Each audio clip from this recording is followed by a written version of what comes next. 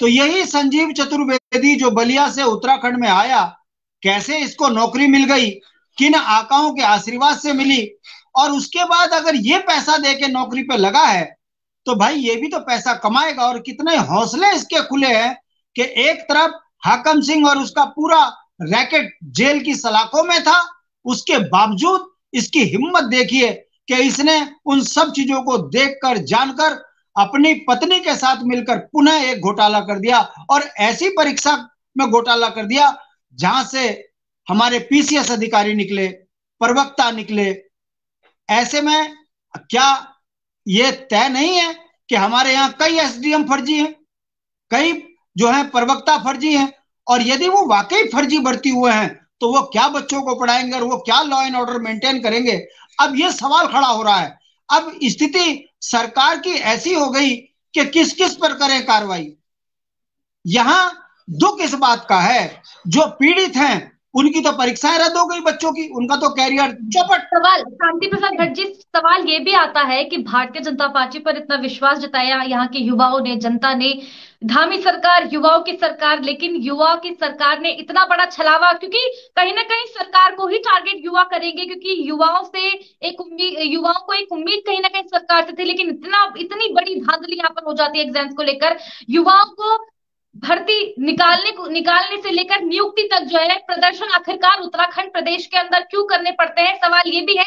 और दूसरा सवाल मैं उमा जी से ये लूंगी कि आखिरकार ये प्रदेश धरना प्रदेश क्यों बनना चाह रहा है। शांति प्रसाद भट्ट जी आप, फिर उमा जी आपके पास आ दीपिका जी, इसमें आश्चर्य मेरी समझ में नहीं आता क्यों हो रहा है। क्या भारतीय जनता पार्टी की 2000 जो है 12 के बाद जो सरकार बनी थी, 17 के बाद, उसमें क्या भाजपा का चरित्र दिखा नहीं था? एक भी व्यक्ति को नौकरी दी हो तो 50,000 नौकरी प्रतिवर्ष देने की बात हुई थी, मिली? लोकायुक्त कानून पर काम हुआ? भ्रष्टाचारियों पर कार्रवाई हुई? जब सारी राज्य विरोधी गतिविधियां भाजपा ने करी, भ्रष्टाचार किया ठेकेदारी में, भर्तियों में, उसके बावजूद उनको पारितोषिक के रूप में फिर पुनः सत्ता दे दी।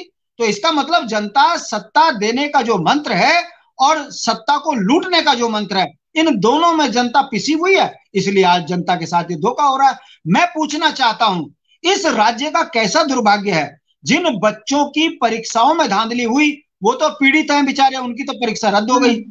फिर जिन्होंने करी वो सफेद पोश, वो सरकार के नुमाइंदे, उन पर कोई कार्रवाई नहीं।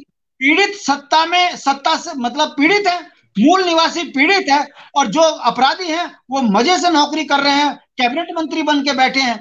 चाहे फिर वो विधानसभा का मामला ले लीजिए, चाहे यूपीएससी की परीक्षा का ले लीजिए, चाहे दरोगा भर्ती घोटाला का ले लीजिए, चाहे फॉरेस्ट भर्ती घोटाला का ले लीजिए। मेरा ये कहने का मतलब है रितिका, हमारा भी करीबन 22-23 साल का इस राज्य का अनुभव ये कहता है कि हम किस क्षेत्र में सरकार की तारीफ करें। अब बद्रीनाथ के अंदर ठीक है हो रहा है। भट्ट जी, मैं फौरन फौरन फौरन लौट रही हूँ आपके पास में। उमा जी हमारे साथ में जुड़ी हुई है आम आदमी पार्टी से। उमा जी, सवाल यही है कि आज आज जो पढ़े लिखे युवा हैं वो बेरोजगारी की दर दर मार खा रहे हैं, पढ़ा लिखा वर्ग जो है आज सड़कों पर है। उत्तराखंड की आज ये स्थिति हो गई है। वही यूके ट्रिपल एससी पर इतना बवाल हो जाता है, फिर यूकेपीएससी में 8 जनवरी को एक एग्जाम होता है जिस पर इतनी बड़ी धांधली सामने आती है। क्या कुछ कहेंगे उमा जी? देखिए रितिका जी, अंधेर नगरी चौपट राजा, ठीक है। एक के बाद एक धांधली, एक के बाद एक घोटाले, एक के बाद एक सारी गड़बड़ियां। यूके ट्रिपल एससी पे पहले तो, सबसे पहले तो 2016 के बाद 2022 में आप परीक्षा करवा पाते हैं। 6 साल जो परीक्षा हर साल होनी चाहिए वो परीक्षा आप करवा पाते हैं 6 साल में। उसके बाद उसमें पेपर लीक होता है, उसके बाद उसमें वो तमाम तरह के वो चलते हैं कि हमने 30 लोग पकड़ लिए, हमने 32 लोग पकड़ लिए, हमने जेल के अंदर ठूस दिए, धामी जी अपनी पीठ थपथपा